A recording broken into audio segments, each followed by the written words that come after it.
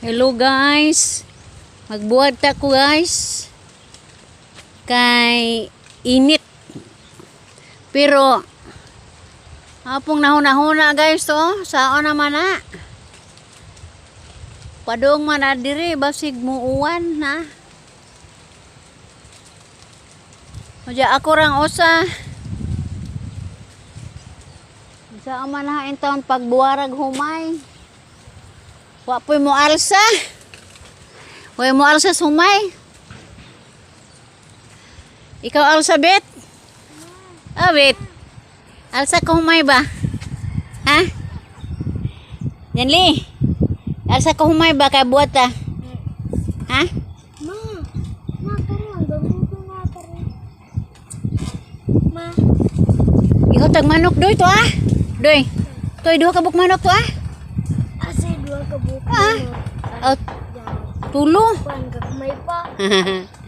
Gagmay pa daw. Di, pwede na isugba doy. Di.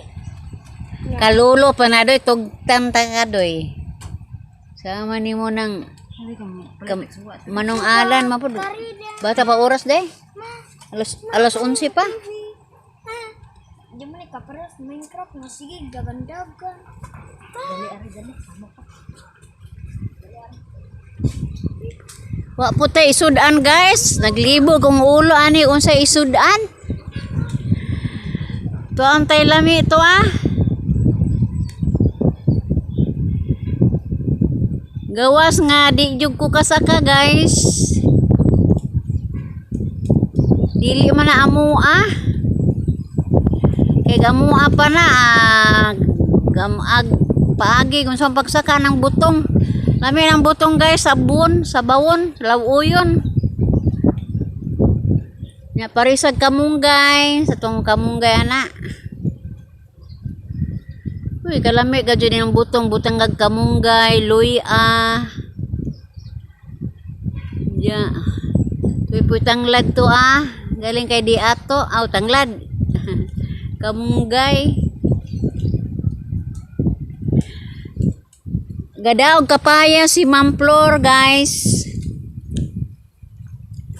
Gipalitan na lang og tinapa. Usa ka buk kapayas, sulundag duha ka buk tinapa. Unya sabaw-sabawon lang. Sabaw-sabawon na to guys kay do na tay trabahante. Lisod kaya ang trabahante og way sabaw. Sus, masuko jud si Berto way sabaw. Gusto jud siya guys og naisabaw.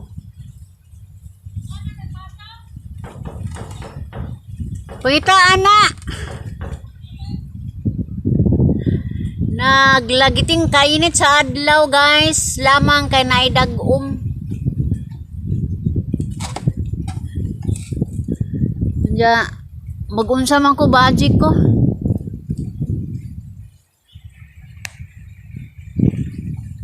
Wa may magbasag guys, pero dunay gahatod og bahin sa akong basak gamay. Ilang kumiyog dako kay gamay raman. Nya murag basa-basa pati ani guys, mao na nga gaplano kog ibuwad. Mga laging nanami ani kuan buwaranan nakasisti kay naidagom. Ha? Ug maratingali guys magbuwad.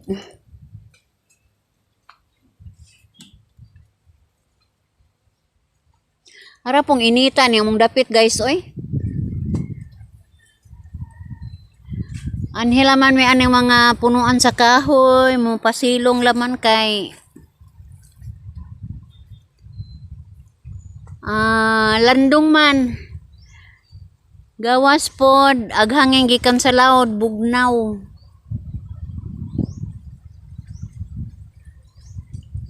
Mura po nakakuan aning daplin tagbaybay guys, mamuyo kay ang hangin arang preskuha jud gikan jud sa laod. Dako kay katabang sa mga taong masakiton ang hangin nga gikan jud sa laod. Why polluted guys? trusted jud ko ana kay kanang sa una bata-bata pa ko kumusakag akong kolesterol. Blihan og bintana nga gatubang sa laod, magnganga na ko na guys. Akong hanggabon ang labas nga hangin nga gikan sa laod. Ug di pa jud igo guys, dadon jud ko sa kong bana dito sa laod. Pabanong kog panagat. Kay aron sa ingon malingaw pug kog tanaw-tanaw anang mga isda. Mas lamig yung tanaw ning uban-uban tat panagat guys, kay ang isda nga imong tanaw dito sa ilalom mura og kanang salamin. Murag ispiho. Ha? Kanang mirrors ba? Mirrors. Unsa toy nga binisayaan ng sa amin, ispiho sa Mindanao na.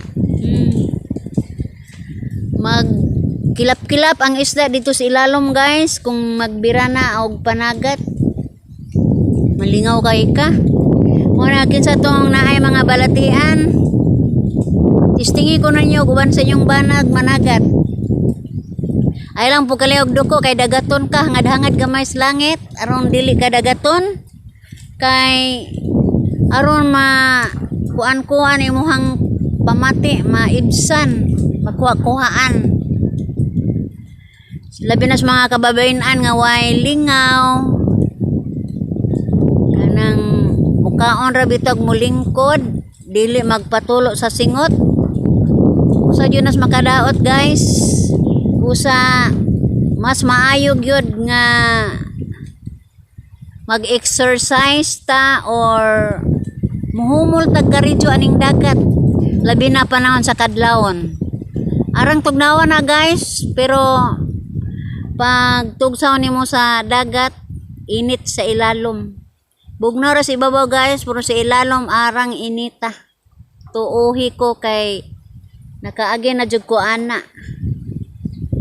Nga kining dagat guys dako jud kay katabang. Misteryoso jud ning dagat guys. Dako kay nag-ikatabang sa mga tao nga adunay mga ipangbati.